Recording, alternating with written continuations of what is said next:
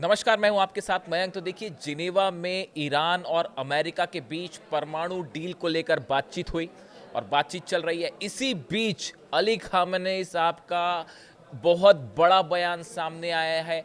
इस डील के बीच बातचीत हो रही है, इसके बीच अली खामेनेई साहब का बयान आया और उनके 3 बड़े बयान आए हैं। मैं आपको बताऊंगा। पहला बयान उन्होंने दिया है अमेरिका को लेकर। उन्होंने कहा, ईरान को खत्म करने का सपना देखने वाले खुद खत्म हो जाएंगे। ईरान में इस्लामी शासन था और हमेशा रहेगा। Iran supreme leader Ayatollah Khamenei says US will not be able to destroy the Islamic Republic. America कभी ईरान को खत्म नहीं कर पाएगा। ये उनका पहला बयान। दूसरा बयान उन्होंने दिया, द अमेरिकन कॉन्स्टेंटली से they have sent a worship towards Iran. Of course a worship was a dangerous piece of military hardware.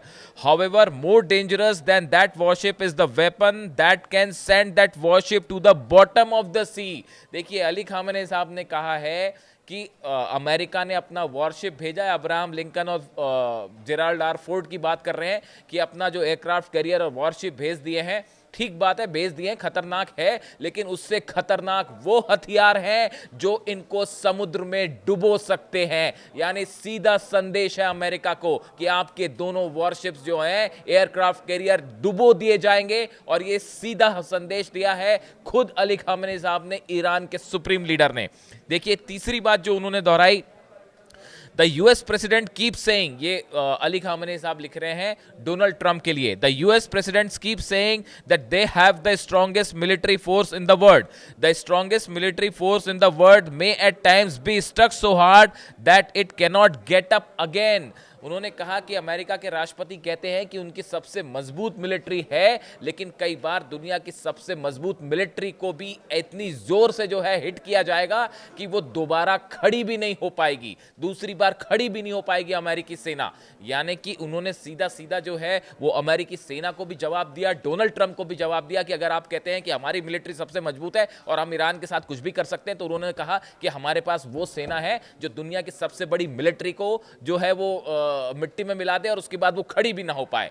यानी आप देखिए, ये बयान बहुत अहम क्यों है। जिनेवा में बातचीत चल रही है, उस बातचीत के बीच अमेरिका की तरफ से बार बार स्टेटमेंट आ रहे थे, बयान आ रहे थे, उसका जवाब दिया है अली खामेनेई साहब ने। और डील, बातचीत के बीच में जवाब देना अपने आप में एक बड़ा संदेश है कि आप डील चलती रहे, जो बातचीत चलती रहे, लेकिन ईरान को झुकाने का सपना देखना भूल जाइए, ये कोशिश बंद कर दीजिए।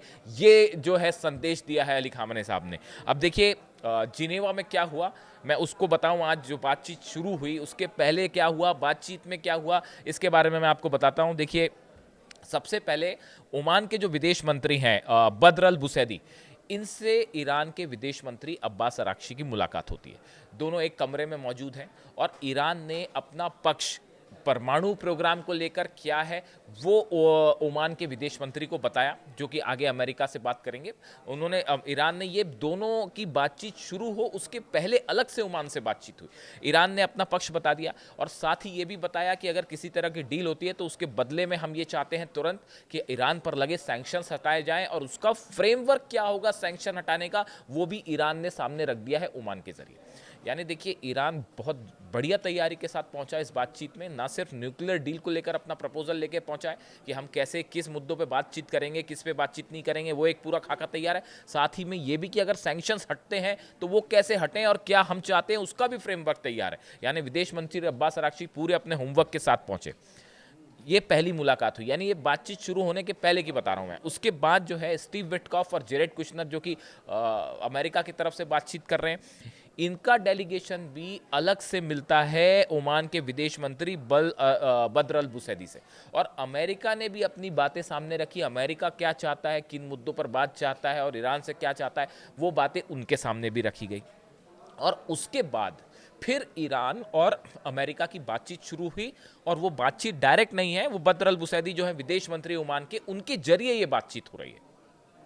यानी दोनों पक्ष अलग कमरे में मौजूद और उनका संदेश ले जाने का काम कर रहे हैं ओमान के विदेश मंत्री। यानी पहले दोनों ने अलग मुलाकात की, उसके बाद फिर ये बातचीत शुरू हुई। अब देखिए, इन बातचीत के बीच में, बल्कि इसके पहले 4 बयान ऐसे आए जो कि बेहद अहम है, जो ये बताते हैं कि इस डील का अंजाम क्या होने वाला है, क्यों कहा जा रहा है कि ये डील का कोई नतीजा नहीं निकलेगा। देखिए, सबसे पहली बात तो अमेरिका के विदेश मंत्री मार्को रूबियो ने हंगरी की राजधानी बुडापेस्ट में ये बात कही कि ईरान के साथ समझौता करना बेहद कठिन है। ये बात ईरान के विदेश मंत्री ने कही है, मार्को रूबियो ने, कि ईरान अपनी बात से झुकेगा नहीं और उसके साथ बातचीत करना बड़ा मुश्किल है। दूसरी बात, ट्रंप की तरफ से बयान आया। ट्रंप ने जो है वो B2 बॉम्बर वाली धमकी दे दी है। उन्होंने कहा अगर डील नहीं होगी तो नतीजे अच्छे नहीं होंगे। ट्रंप के एग्जैक्ट शब्द बताऊं मैं आपको, मैं उन वार्ताओं में अप्रत्यक्ष रूप से शामिल रहूंगा। वो कह रहे हैं कि जो बातचीत चल रही है उसमें मैं इनडायरेक्टली मैं भी शामिल हूँ और वे बहुत महत्वपूर्ण बातचीत होगी। मुझे नहीं लगता कि वे समझौता न करने के परिणामों को भुगतना चाहते हैं। उन्होंने कहा कि ईरान जो है अगर समझौता नहीं करेगा तो उसके बेहद गंभीर नतीजे होंगे और ईरान नहीं चाहेगा कि जो है डील ना हो। ऐसा बयान ट्रंप ने दिया। शायद उसी का जवाब उन्होंने डील शुरू करने के पहले बयान दिया ट्रंप ने, तो अली खामेनी साहब ने जो है उसका ज़बरदस्त जवाब दिया। उन्होंने कहा कि इस्लामिक रिपब्लिक को ख़त्म करने के सपने जो है सालों से देखे जा रहे हैं और कभी ख़त्म हुआ नहीं। इस्लामिक रिपब्लिक हमेशा था और हमेशा रहेगा। इसके अलावा देखिए, अराक्ची साहब विदेश मंत्री जो हैं ईरान के, इनकी तरफ से जो बयान आया डील शुरू होने के पहले, मैं जिनेवा में निष्पक्ष और न्याय संगत समझौते को हासिल करने के लिए आया हूं। जो बात मंजूर नहीं है वह है कि धमकियों के आगे झुकना। ईरान के विदेश मंत्री अब्बास अराक्ची ने कहा कि हम सब चीज़ पे बातचीत करने के लिए तैयार है, बस हमें एक बात मंजूर नहीं है कि आप हमको झुकाने की कोशिश करेंगे तो वो हमें मंजूर नहीं है, हम किसी भी सूरत में झुकने वाले नहीं हैं। ये बयान महत्वपूर्ण। एक लिंडसे ग्राहम है जो कि ख्वाब देख रहे हैं, अमेरिका के सांसद हैं और ये ख्वाब देख रहे हैं बड़े समय से कि ईरान में जो है वो अली खामेनी साहब को सत्ता से हटा दिया जाए। ये पूरा जो प्लानिंग है बताया जाता है उनकी है। उन्होंने कहा है खामेनी को जाना होगा, महीनों नहीं हफ्तों में तय हो जाएगा। बातचीत के बीच उनका यह बयान आ रहा है कि अली खामेनी साहब को सत्ता छोड़नी होगी और ये बात कुछ हफ्तों में तय हो जाएगी। इसी का जवाब दे दिया अली खामेनी साहब ने। खैर, अब देखिए, इस बातचीत का नतीजे का जहाँ तक सवाल है, एक बार फिर ये कहा जा रहा है कि बातचीत हो सकता है कि अगले दौर की बातचीत तय हो जाए, हो सकता है कि जो है कुछ मुद्दों पर बातचीत हो, लेकिन अल्टीमेटली इसका कोई हल निकल के नहीं आने वाला है। ऐसा क्यों कहा जा रहा है? अमेरिका के 3 लक्ष्य हैं।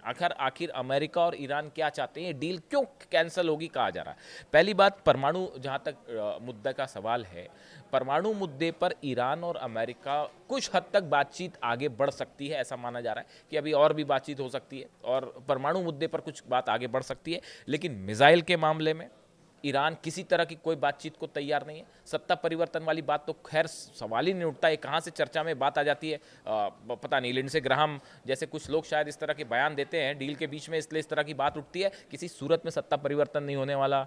दूसरी चीज़, मिसाइल वाले प्रोग्राम पर ईरान बात नहीं करेगा। अब परमाणु डील को लेकर, अब देखिए, इन दोनों ही सूरत में अगर परमाणु डील को लेकर कुछ बात होती भी है, बात आगे भी बढ़ती है, तो भी इस सूरत में इजराइल हर सिचुएशन में हार रहा है।